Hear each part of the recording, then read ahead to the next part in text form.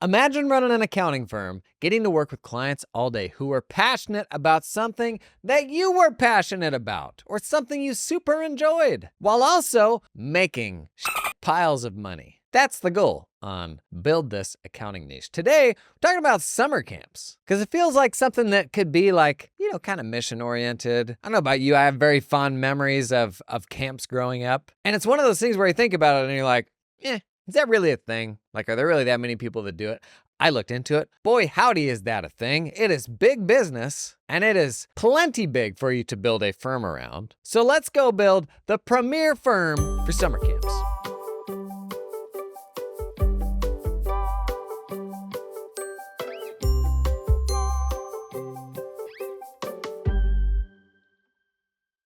So every week I run a list of 50 specialization ideas and I put them on social media. You may have seen this one from last week. And I pick one that is kind of my favorite and I go a little bit deeper on it. Man, this one I geeked on. I think this one jumped out at me because I just signed up all my kids for a summer camp. It's a good thing my wife doesn't listen to this. She'd be like, "You didn't sign up the kids." I gotta watch myself on the main channel videos, but this is a safe space. But what I loved as I started digging into it was how, on the outside you see something like this. It is a list, a bulleted list of specialization ideas, and I know nothing about summer camps besides they were a gay old time when I was growing up. So I have a very surface level understanding of them. And as soon as I kind of start poking through that online, I'm like, holy smokes, there's a bunch of complexity here. I can't imagine very many things more anxiety inducing than being responsible for hundreds of children at a time. My wife will leave one of them with me and I'm like, got WebMD preloaded in the browser. She'll leave me 1,500 words of instructions. It's a little bit that bad. It's not super that bad. But imagine running a camp with a whole bunch of people. These are very talented folks running these operations. And there's a lot of complexity there. There's rules, there's compliance. It looks a little different state to state. What do you do with the money? How do you account for it all? How do you even tax? And so on the outside, you're like, man, can you really build a firm around that? Buddy, you absolutely can. So we're gonna rapid fire through some really interesting things I found online. Not to make you go build an accounting firm for summer camps. I mean, if you want to, knock yourself out. But each time we go down this rabbit hole, I think you pick up a few ideas for that thing that you are super into, be it remote control car racing. I was super into that growing up. Yoga studios, handmade canoe building, woodworking, whatever it is. The path to building a more profitable accounting firm is serving a more specific type of pain, where those people feel that pain more acutely than the clients that you have now, so they will happily pay more for you to do the same work. The net effect, you're actually a better advisor because you know that stuff better and you're running a more profitable firm. And you can build around something you love. And if you love golf today, but in 5 years you don't, great, build a new niche, sell that practice. The worst thing you can do, I think, is keep things general, exclusively keep that firm general. So whether you're building a firm from scratch or whether you are building a better firm from within your firm, which is how all change happens, one client at a time, hopefully pick up a couple ideas here for how to attract a more specific type of customer. So first thing I always do here, number one, I head out to Google, how to start a X business. In this case, how to start a sports camp business. We learned last week when we did this around, what was it? Private charter aviation businesses. Oftentimes the top results when you do this Google search will be SEO fluff. And that was the case here too. Maybe 1/2 to 2/3 of the top 20 results were just fluff articles written for SEO. Nothing particularly helpful there. Unless you're gonna buy a placement in those SEO articles, I don't know that there's much value. But there were some bangers and even just the top 10 results. So the second is from the American Camp Association. Of course there's an association for summer camps. Why wouldn't there be? And so the article that it gives you when you do this search, how to start a sports camp business, super helpful article with a whole bunch of resources. At one point, they point to, and so when I read this, I'm thinking, how can I get my firm in there? How can I weasel in a mention or something like that? Midway through, they point to a sample business plan that's from the SBA. Buddy, I can do better than that. I can give you something totally better than a boilerplate business plan from the SBA. Let's work with maybe a few of the clients that we have to build a template for a starting point that clients can kind of work with. We can put that on our website. We can let ACA put it on theirs. Further down in this ACA article, they've got a state compliance guide, state by state. I could probably help with that, even if it's just in my state, even if I maybe don't have the confidence yet to put my expertise down in these other places. I can at least speak into giving them a more comprehensive level of support for the state that I'm in. Further down, it says, quote, consider finances, including cash flow, investors, and realistic budgets. That bullet point's not exactly comprehensive, but I could certainly help them with a template for cash planning your very first day camp, like an Excel file with some drivers or a PDF or something like that. You find compared to, we forget what experts we are, like what know-it-alls we are and how exposed we are to really smart people. Like, even though we got a lot of clients that are knuckleheads, a lot of those conversations you're having are actually pretty high-level conversations with people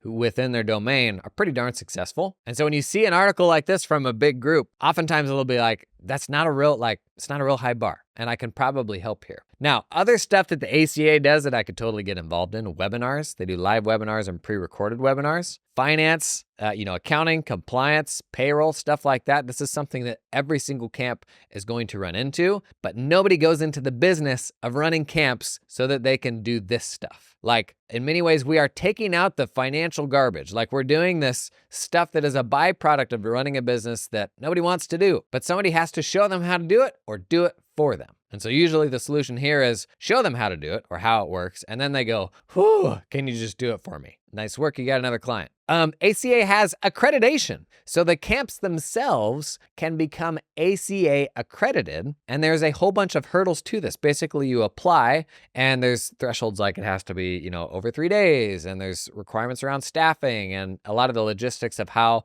the event is run and the group behind it. But there's value to being ACA accredited. And that's something that my team can totally help with. If I've got, this is one thing where we kind of have these self-limiting beliefs around, well, that's not accounting or that's not compliance. If you work with people in this space, you see into more of these people's businesses than almost anyone else. So if you're not going to, if you can't be an advisor to them, who will be? Right? You think the person that's just trying to stumble through it themselves is going to know how to do it better than you? This is where you could totally sell a package that's helps them put together that application or reviews their application, helps put together whatever resources they need to increase the likelihood that they're able to get in. And along the way, the ACA is going to love you for it. If you're steering more people to this and making it accessible for them, you're not only helping the people who are trying to get accreditation, but you're helping the ACA by feeding more people into that funnel. And building that ACA relationship, that then becomes really valuable. One of the perks they list as being an ACA member and accredited by the ACA is, quote,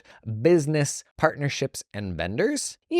Like the deal the AICPA gets you on buying a Mercedes-Benz, that sort of thing. Do enrolled agents have something like that? I just love that when you turn up at an AICPA conference and there's Mercedes parked in the middle of the expo hall. And you always wonder, how did they get here? Did they take it all apart into a bunch of pieces and then bring it in a box and then reassemble it? It's like a ship in a bottle type situation.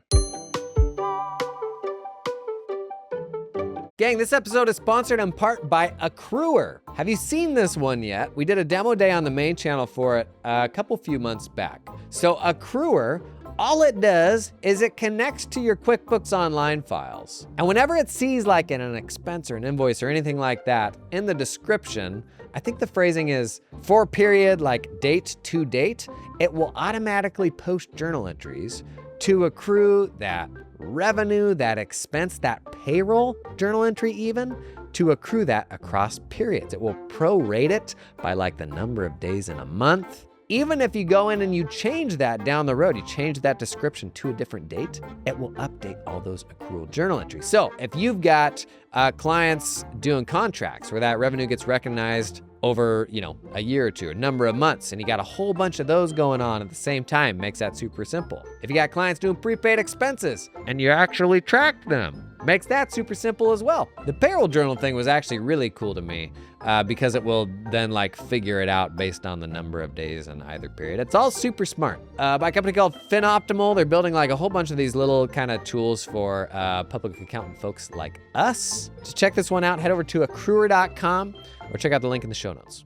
This episode is sponsored in part by Cloud Accountant Staffing. Y'all know I'm a big advocate of hiring offshore. One of the biggest changes I made in my firm, we transitioned a legacy firm from 100% onshore local hiring to 100% distributed US and then 100% distributed globally hiring.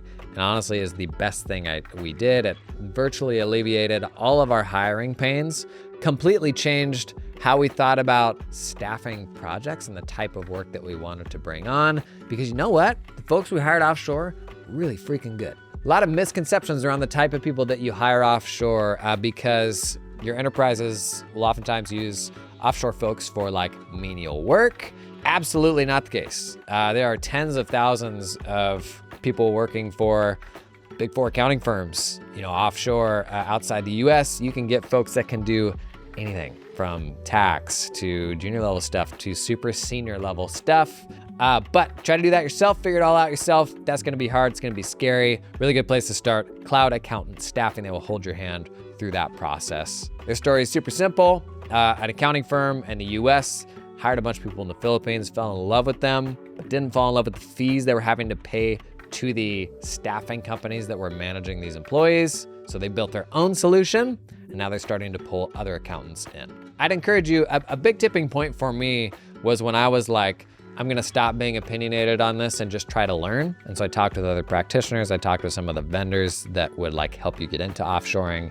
That really opened things up for me. So if you've been on the fence, I'd encourage you to at least learn about it. And if you start heading down that path, consider Cloud Accountant Staffing. Well, this ACA Business Partnerships and Vendors page, it is fascinating. It's got a whole bunch of categories, and at the top, featured businesses. I'm sure the folks that are paying extra to be at the very top. But most interesting to me is a section around business and finance. That's me. Each of these have subsections and then a list of companies. So for example, in this business and finance section, there's a subsection for credit card processing. If I go in there, you see Click, Funfangle, Joombula. Gosh, really running out of startup names. Merchant Cost Consulting, Trinity. They're all these like payment processors, basically. There's a subsection here, payroll processing, and there is one company under there, Sprintax, Anna Fitzpatrick. You go, girl. Is this a tax firm? Did I just say you go, girl? It is. It's an accounting firm. Good for you. There is one provider listed under payroll on this page. Now, what would like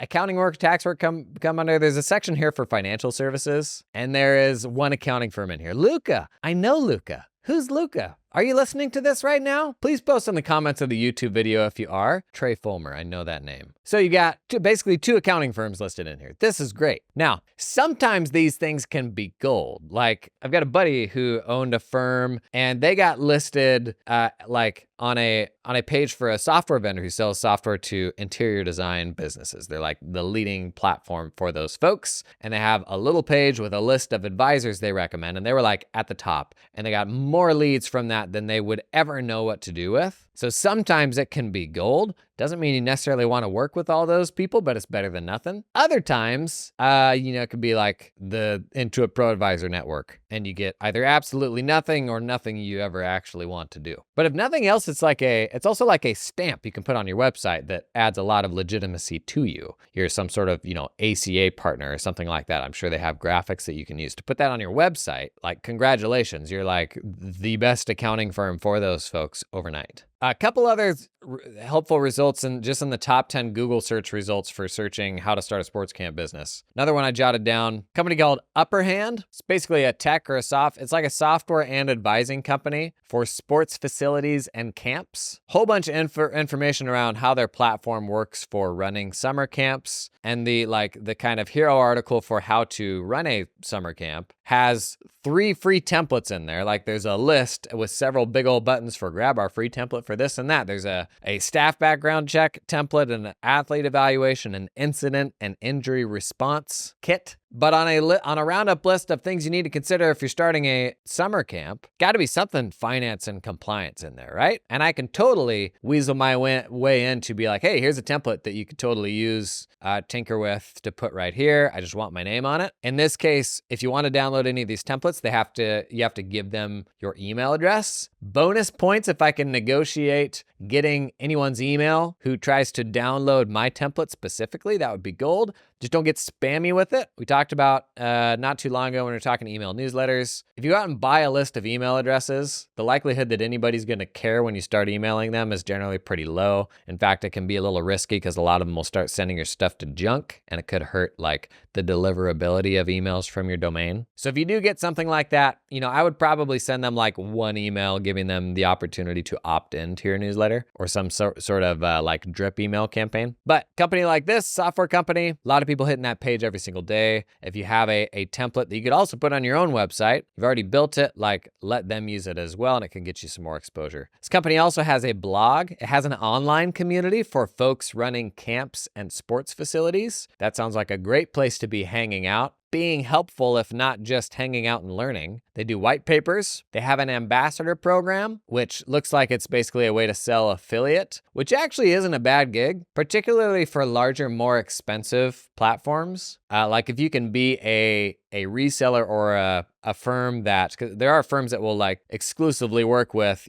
this construction ERP or something like that, and that's just what you build your firm around. If you're doing that, you can actually make a good amount of money reselling the software itself. Anything that is even a sniff of product revenue, like that recurring fixed revenue that isn't driven by human inputs, like that's a win. And then they also have a quote unquote partner program that will let folks get like better access to the data in their platform, it looks like. So you could totally build, for example, an advisory package around this. So for folks that use the Upper Hand platform, we're the only firm that has advisory packages built specifically for you and making use of that data. The third Google search result I want to call out was actually a video, and it's the biggest video for basically doing sports camps. So how to starting sports camps from scratch from a channel called Make Money Coaching Sports. And this guy looks like he's got a whole bunch of templates that people can go out and download, like all sorts of guides that they can swipe. If it's me, I want to get a mention in those guides. There are, hundreds of people tuning into this guy's content, if not thousands, every single day. And for me to be a barnacle on the investment and the effort that person's making, like a good barnacle, but for me to be along for the ride and have my stuff embedded in there, that's super valuable. Whether I got to pay for it, whether I do some free work for this guy, whether I can convince him that I actually know what I'm saying, so it's actually just helpful to everyone if he does plug me in there. We, at my firm actually, we got plugged into this like very, very specific network. And it all happened because in a really weird kind of random way, my partner got connected with a guy, it's basically in an MLM type of thing. He started doing the work for a guy that was pretty high up in this MLM thing. And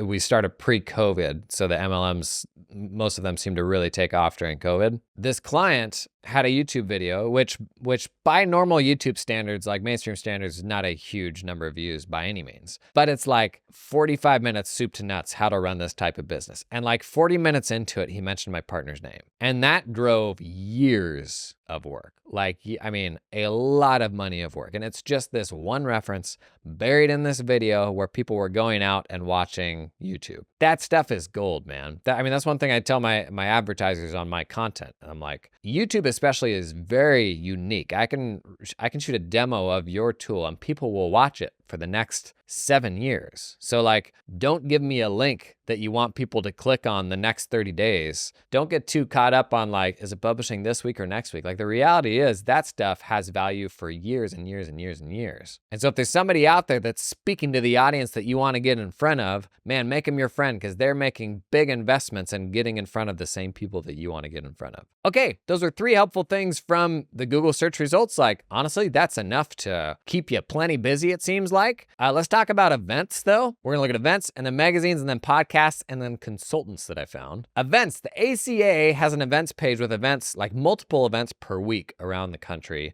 Many of them are regional. Be a good thing to look out for the events that are near you, but they have a big annual national conference. This is the American Camp Association or something like that. So this year it's in New Orleans. Big old 57-page booklet for attendees. It is a full week, 7 days of sessions. Every other page in this planner thing, this PDF, is a sponsor, and every sponsor is somebody that you can co-market with. So I always tell new software companies in our space, if you want to get trust from accountants quickly, one of the easiest ways to do it is co-marketing with a brand that already has the trust of the category. So they're always looking at ways to put on webinars, events, events at conferences, stuff like that. And if you can buddy up with some of the folks that are already doing that, like kick in some money, find some way to support them doing that, it's a great way to get your name kind of associated with them and kind of jump ahead. Because if you're just going to do it yourself, like you're going to run your own event or something like that, that's a much bigger lift than being able to do it with someone who already has trust and a following. So this pamphlet is full of all sorts of software platforms and consultants and everything imaginable, folks that are working with the camp industry and everything from like food suppliers, snack suppliers even. And some of these things may not seem relevant to what you do, but there's also a part of this that is just being visible and part of the community too, like showing up. A very obvious tie-in is like a software platform. Yeah, I want to get in on the software platform's webinars and run a webinar on how to manage your payroll, your accounting, or tax compliance, or something like that. That totally makes sense. But there's also bigger picture things that are like, hopefully this space matters enough to you for it to be like, my firm's actually going to do X number of service days a year, and we're going to go to these camps, or we're going to volunteer at this or that. And I'm going to build a relationship with, the snack suppliers because we're all working to support the same group. Like it doesn't all have to be exclusively Scrooge McDuck, how do I squeeze everything I can out of this? There is value in like just being present and visible. This episode is sponsored in part by LiveFlow. If you've ever thought about selling better paying advisory projects, folks who will pay you top dollar to do a bit of coaching with them each month, maybe this is a thing that you're already doing. I think one of the most common blockers is not knowing where to start and being overwhelmed by the tools that are out there to do the job. And when a client comes to you for advising, I don't know that what they have front of mind is, what kind of wildly complex reporting package do you have to put in front of me, old friend? Now, I think they just want to talk to you. I think that's probably what they want. And that's why people use LiveFlow for advising. It gives your spreadsheets brains. It connects your spreadsheet to QuickBooks. It'll auto-sync data back and forth to Google Sheets. Because sometimes a spreadsheet, friends, sometimes it's all you need.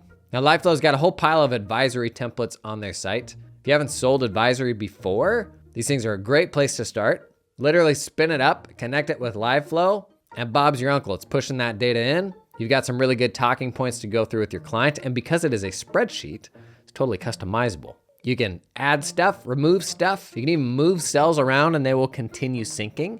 You can reference the syncing cells, the sunk cells, reference the sinkers from like another sheet if you're building your own sort of summary report. If you're layering advisory on top of bookkeeping work, kind of puts that advisory reporting on autopilot for you. Now they recently kicked off a consolidations functionality. Makes it super easy to roll up a bunch of different companies. If you work with company groups, as I once did, that is a massive pain in my hiney at the end of each month or quarter when we got to roll all that stuff up together. LiveFlow now makes that super easy whether those companies have matching chart of accounts or not. So if you're thinking advisory opportunities, think about LiveFlow. It's a way to build all that stuff right into a spreadsheet where you're probably already pretty comfortable. Learn more about that one, check out the link in the show notes.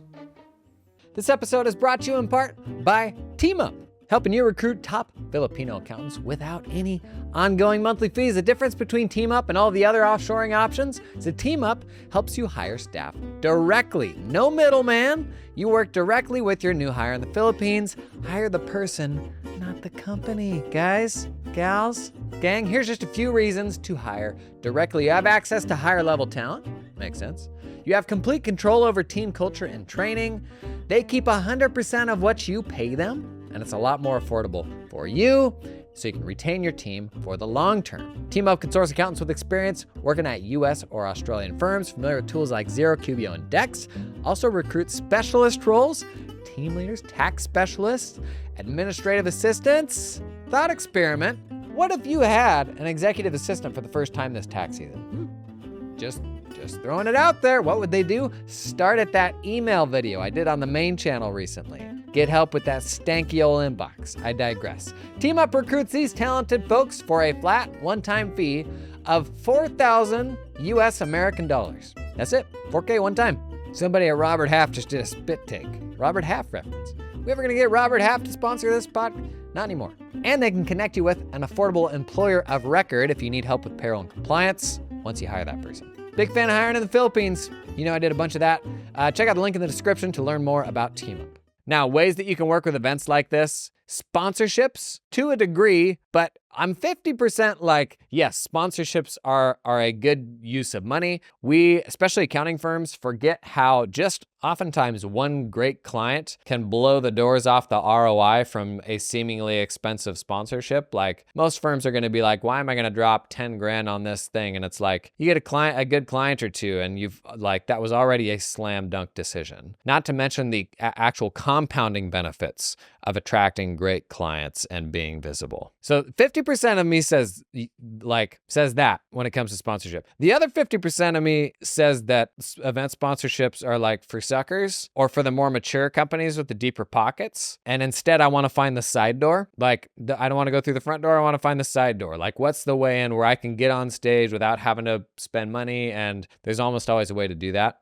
Pitch a session. We are at such we have such an inherent advantage just in the specificity of what we do. There's not going to be people kicking down the doors of these conferences to talk about accounting or tax or payroll, but everybody who runs these businesses, like, they need this content and they struggle with this stuff. And when you come to these groups and you're like, hey, here's my expertise, what would be most helpful for them to hear? They're probably going to eat it up. They're probably going to be really excited about it. Another thing you can do is support a sponsor or exhibitor who is there. So offer to hang out in their booth and talk with people. Many of them buy sponsorship packages that gives them a booth, but also a talk, like an onstage talk. Like, if you can get up on stage to help a sponsor, if they'll give you a 10-minute slot, like in a bigger talk where they can interview you and talk about how, you know, their platform supports your clients or something like that. Man, that is a no cost way for you to not only get into the event, but get on stage, because exhibitors are, as part of sponsorship packages, are given, you know, X number of entry tickets, and oftentimes they don't use them all. I've like backdoored my way into conferences this way and events in our space, but like that could save you the cost of having to buy a ticket, of, you know, whatever a sponsorship package would be to get up on stage. Now, ultimately, like, these events exist because you have sponsors. So they're like, we have to be mindful of that. If you're not in the scrappy startup stage, like, consider actually supporting these events. But also, just show up and mingle. There's a tremendous amount of value that just can come from that and hanging out. Whenever I talk with software vendors, I'm like, if you're not gonna have a booth, you still gotta be there. Like, just show up, because you're going to meet people, and there's so many things that just happen by being in the room. In the end of this pamphlet, this 57-page planner thing for the event, there's 15 pages of exhibitors. All those people are paying to be there, paying to be in there. They have budgets to work with the ACA and get in front of people. Those same budgets down the road can go into supporting your firm, like sponsoring your newsletter. If you got a niche for folks that run camps, these companies will happily like also sponsor your stuff. They could come in and present a webinar to your clients. So like, you don't have to do 100% of that yourself. Those exhibitors are great co-marketing partners if you can start to build relationships there, because you're all working with the same people in the end. Magazines. Turns out there's magazines for this stuff. I'm not really a magazine consumer. I think the only magazine I'm a subscriber on is American Cinematographer. My kids, on the other hand, they actually have a bunch of magazines.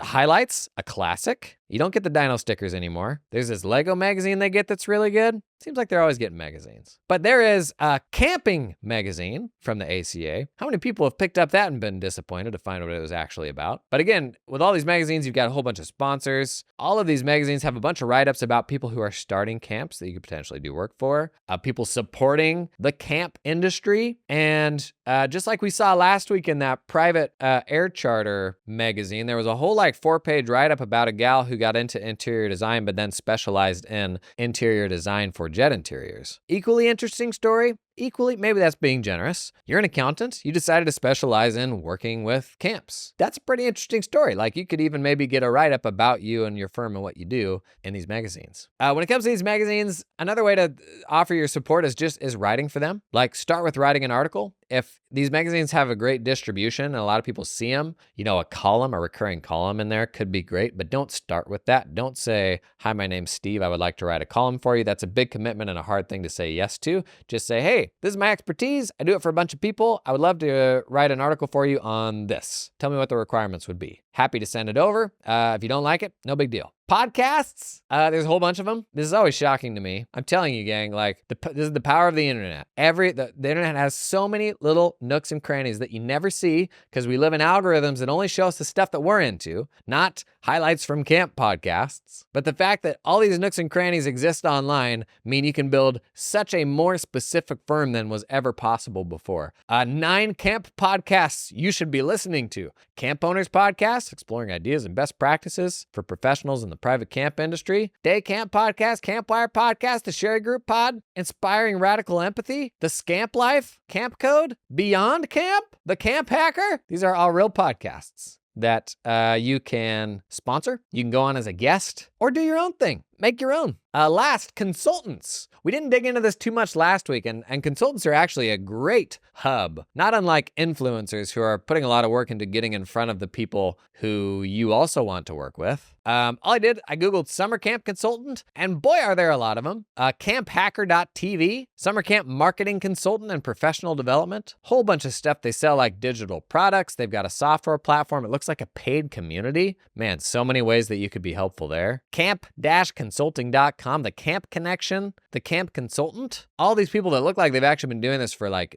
decades. All great people to build relationships with, have in the Rolodex, find a way to be helpful to. Don't approach and say, how you can help me.